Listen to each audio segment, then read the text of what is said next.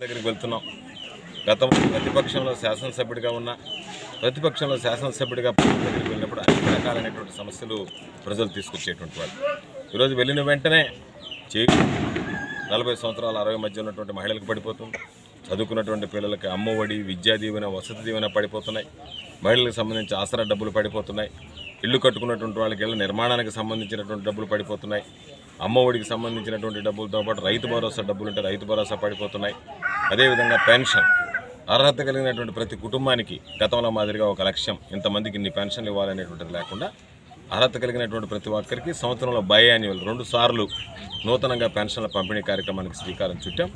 కాబట్టి ప్రజల దగ్గరికి వెళ్ళి అడిగినప్పుడు ఏదైనా స్థానికంగా ఉండేటువంటి సమస్యల్ని, వ్యక్తిగతంగా ఉండేటువంటి సమస్యల్ని ఈరోజు తీసుకురావడం తప్ప మా దృష్టికి సాధారణంగా ప్రభుత్వం ద్వారా ప్రభుత్వం అందించినటువంటి సంక్షేమ కార్యక్రమాలని ఎవరు కూడా తప్పుపట్టేటువంటి పరిస్థితులు లేరు. అయితే ఈరోజు చంద్రబాబు నాయుడు గారు 2 రకాలైనటువంటి స్టేట్మెంట్స్ మనం చూస్తున్నాం. ఒక పక్కేమో జగన్మోహన్ రెడ్డి గారు పేదలకు సంబంధించి పప్పు బెల్లాల్లాగా పంపిణీ చేస్తున్నాడు బటన్ నొక్కి, దానివల్ల రాష్ట్ర ఆర్థిక పరిస్థితి దిగజారిపోయింది, అనేక రకాలైనటువంటి సమస్యలు, ఇబ్బందులు ఎదుర్కొంటున్నామని చెప్పి ఒకరోజు మాట్లాడతాడు.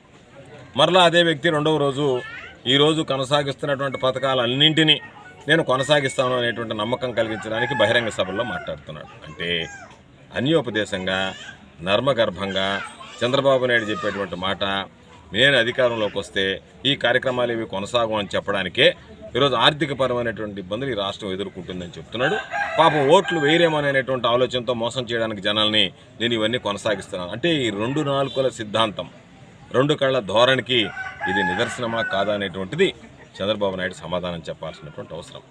కాబట్టి ఈరోజు పేదవాడిని గురించి ఈరోజు చూసాం. గతంలో పేదవాడిని ఆదుకోకపోతే, పేదవాడి ఆర్థికమైనటువంటి స్వావలంబన చేకూర్చకపోతే మధ్యతరగతి కుటుంబాలు పేదలు నిరుపేదలు అడుక్కు తినేటువంటి స్థాయికి దిగజారిపోతున్నాయి. కాబట్టి ఈరోజు రాష్ట్రం, మన దేశం అంత స్థాయిలో అభివృద్ధి చెందలేదు, సంపద పెంచుకునేటువంటి స్థాయికి అభివృద్ధి చెందలేదు. కాబట్టి ఈరోజు మనం పేదవాడికి అండగా నిలిచి అన్ని రకాలైనటువంటి అన్ని విధాల వాళ్ళకి సహాయ సహకారాలు అందించాలనేటువంటి లక్ష్యంతో ప్రతి వర్గానికి సంబంధించి అనేక రకాలైనటువంటి కార్యక్రమాన్ని ఎన్నికలకు ముందు హామీ ఇచ్చి వాటిని రూపకల్పన చేసి ప్రజలకు మోసం చేయకుండా చాలామంది మాట్లాడుతున్నారు. ఈరోజు నిద్రలేస్తే ఒక్కొక్కడు అంటాడు మేధావి, ఒక్కొక్క సంవత్సరం ఒక్కొక్కటి ఇస్తే బాగుండు, అన్నీ ఒకటేసారి ఇచ్చాడు జగన్మోహన్ రెడ్డి గారు. జగన్మోహన్ రెడ్డి గారు ఒక మాట చెబితే దాన్ని నిలబెట్టుకోవాలనేటువంటి లక్ష్యం తప్ప ఈరోజు ఎన్నికల్లో ఓట్లు వేశారు, గెలిచాం కాబట్టి మోసం చేయడానికి ఒక్కొక్క సంవత్సరం ఒక్కొక్క పథకం పెట్టుకుంటూ పోవడం కాకుండా చెప్పిన అన్ని పథకాలు మొదటి రోజు నుండి ప్రారంభించాలని చెప్పి ఈరోజు ప్రారంభించాడు.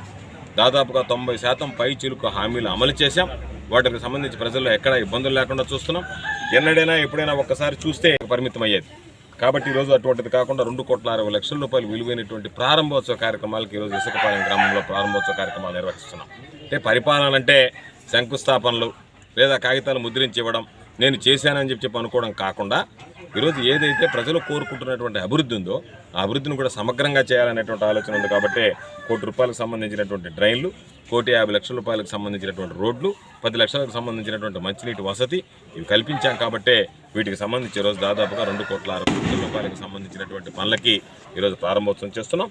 అదేవిధంగా చరిత్రలో ఎన్నడూ లేనటువంటి విధంగా ఒక్క వెంకటాచలం మండలానికే దాదాపుగా ₹120 కోట్ల రూపాయలు సిమెంట్ రోడ్లు, డ్రైన్లు, త్రాగునీటి వసతికి, సాగునీటి వసతికి చరిత్రలో ఎన్నడూ లేనటువంటి విధంగా ఈరోజు నిధులు మంజూరు చేయడం జరిగింది. ఈరోజు విశాఖపాలెం పంచాయతీకి ₹5,76,00,000 రూపాయలు నా 3 సంవత్సరాల పదవీ కాలంలో అధికార పార్టీ శాసనసభ్యుడిగా తీసుకొచ్చాం.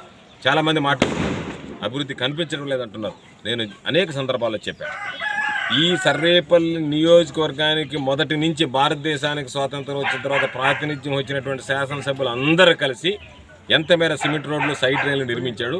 నేను ఒక్కడనే శాసనసభ్యుడిగా సిమెంట్ రోడ్లు, సైడ్ రైన్లు ఎన్ని నిర్మించామనేటువంటిది బహిరంగ చర్చకు సిద్ధంగా ఉన్నానని చెప్పినా సరే విమర్శలు చేయడం, వెళ్ళిపోవడం తప్ప స్వీకరించేటువంటి పరిస్థితులు లేరు. అంటేనే ఈ నియోజకవర్గంలో ఏ విధంగా అభివృద్ధి జరిగిందనేటువంటిది మనం ఊహించుకోగలం.